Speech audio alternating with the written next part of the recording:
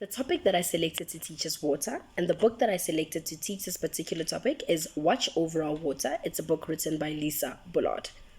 The reason I chose this book is because I think it is an appropriate book to introduce children to the concept of water shortage in the world, but also to empower children to understand that there's practical ways that they themselves can use in their everyday lives to conserve water and to use water wisely.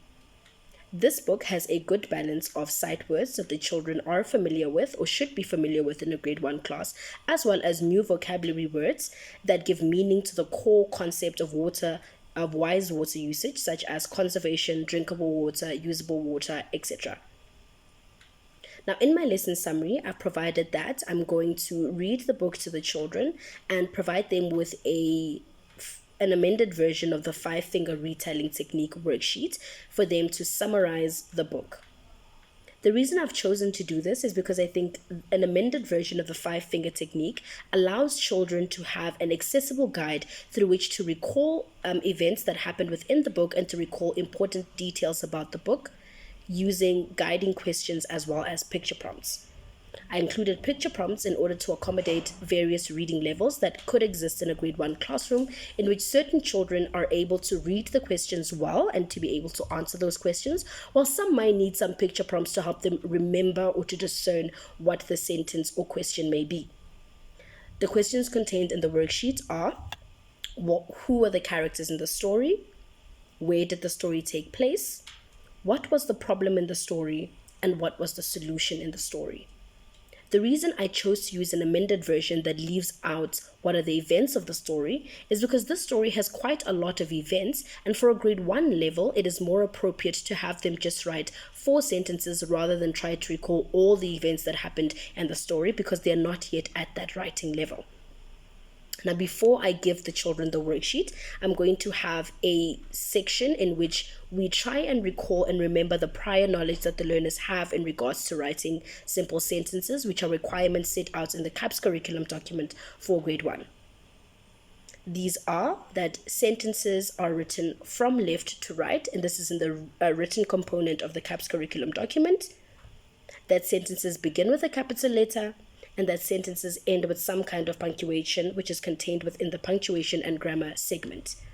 Now, instead of telling the learners that this is what sentences require, if it is the case that this class has prior knowledge on that particular subject, then I will give the learners sentences that are incorrect, i.e. ones that don't have a capital letter at the beginning and don't contain punctuation at the end, and ask them whether they can spot what is wrong and whether they can correct it. This is designed to maximize learner engagement and learner participation.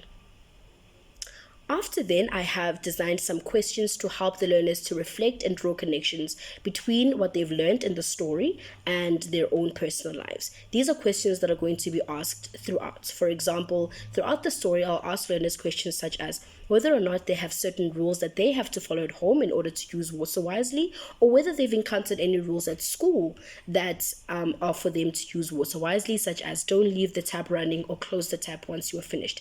This is to allow the learners to personalize the story and to maximize engagement. But at the end of the story, at the end of the lesson, I've also included in my lesson summary a reflection section in which I asked the learners what they personally think that the lesson of the story was.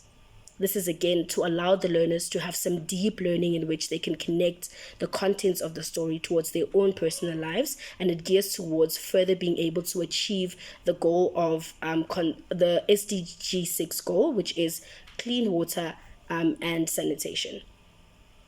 Then, my Instagram story template.